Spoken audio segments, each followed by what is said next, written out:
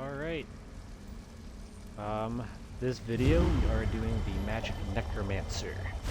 So, for the race on this guy, I went with the Breton. It's not max damage, but it's a little bit better for newbier stuff, solo content.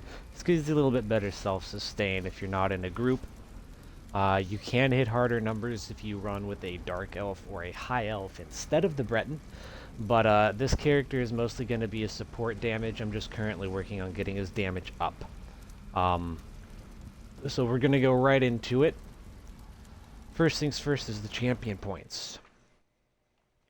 You're going to want to get Exploiter, Master at Arms, Deadly Aim, and Wrathful Strikes. If you don't have enough CP to max all of them out, that's fine. Just try to get as many points into all of them as you can. Try to keep it fairly balanced. It's pretty basic CP setup for Magicka characters damage this patch. So moving on to skills. So I'm running a Crushing Shock spammable. Again, you can hit harder. There are better things to use. The reason I'm running that is because of one of the sets I plan on using is this Catalyst set here, and whenever you deal Flame Shock or Frost damage, you apply a debuff, blah blah blah blah blah. But Catalyst is something that it's called Ellie Cat, or a lot of times you want an EC Crow, which is Elemental Catalyst EC. But for the parse and whatnot, I'm not going to be running that. I'm just going to be running a pretty basic setup. Pillar and Nirn, 5-piece here, with Slime Craw and Reliquin. So I got the Reliquin 5-piece, the Harpooner's Waiting Kilt, and then I got the Pillar and Nirn also in the 5-piece. Back bar, I'm running Maelstrom's Great Sword and Infused with the weapon damage glyph as always. Everything max mag for gear, for enchants. Front bar is just flame damage because it deals just a little bit more damage. Then of course you got your, I'm probably going to change that flame to a poison actually for the Ellie Cat build, but for right now that'll work. And then spell damage on the jewelry. As you can see, I don't have everything golded out, so that's a slight DPS loss also, but shouldn't be too bad. And when you get into actually doing content, you're not going to want to run the Maelstrom on the back bar. You're going to want to run double daggers on the front and whatnot.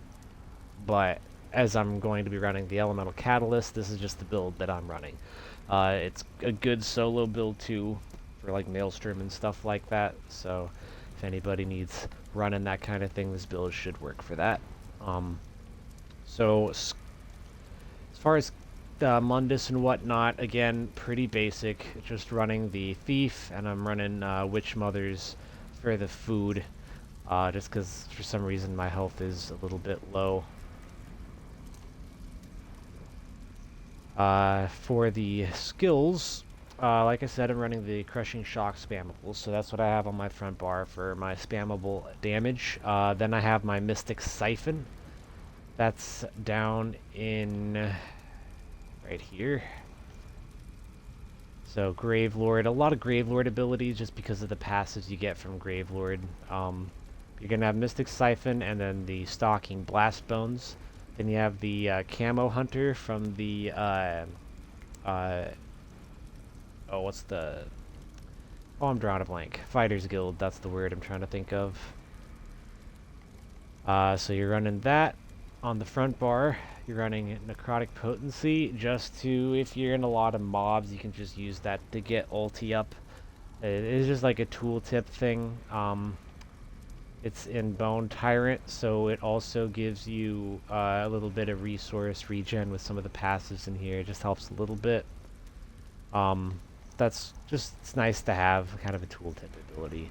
On here is Colossus. In content, you're probably going to run Dawnbreaker there and not Colossus, because in 12-man you're going to have a tank with Turning Tide, so there's really no point for running the Colossus.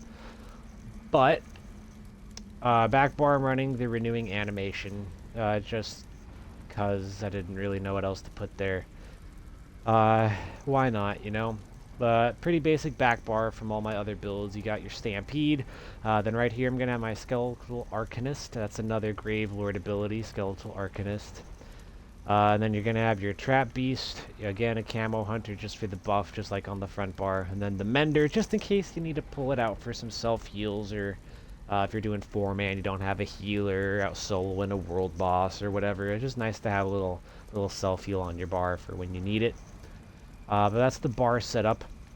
The rotation's going to be pretty basic as far as what you do when. It's going to be a static rotation. I'm going to go ahead and do a raid dummy parse, well, DPS test rather. It's not going to be the full parse. But just to kind of show you what kind of damage you can expect from this. So of course I'm going to be running spell power potions, the Alliance spell drops. They're just good. So first I'm going to start with summoning the Blast Bones, and then I'm going to go just right into it.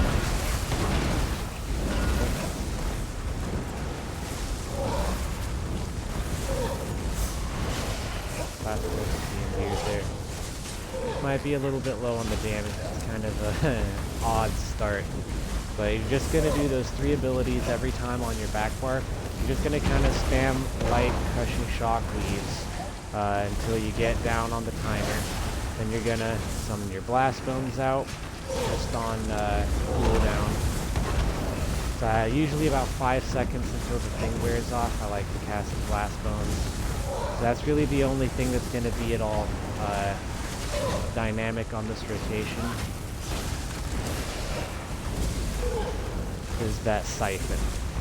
For the most part, it's just a basic interrupter spam. Not a lot to it at all.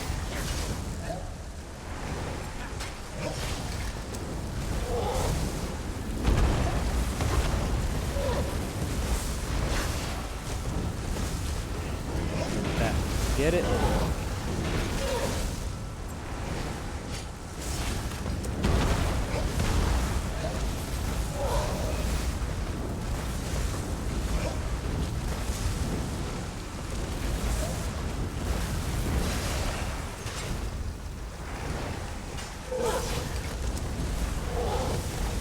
Just always try to make sure you get your light attacks in, because light attacks are bae.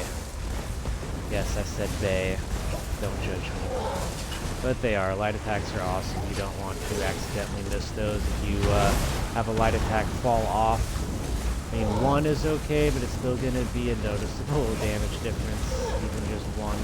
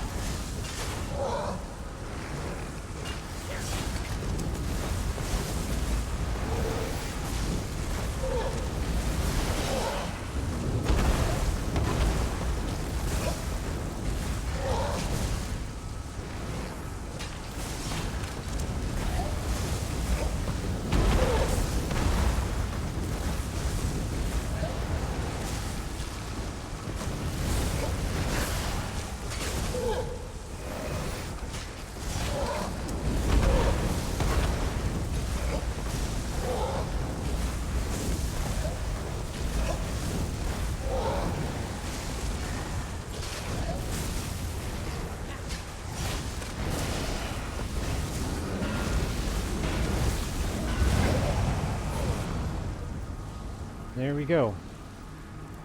Pretty right on the money. And I missed quite a few light attacks and whatnot. There are several mistakes, so I feel like you pretty easily hit 75 to 80k with this build. With a few tweaks, you could probably get up to around 90. So just that's essentially all it is. So just those 3 abilities on the back bar every rotation, and then just 1 ability spam on the front bar, and then just the siphon as you need it, and you just use that blast bones to get the siphon going with the corpse. And that's the Necromancer, the Mag Crow in a nutshell. Hope this video was helpful.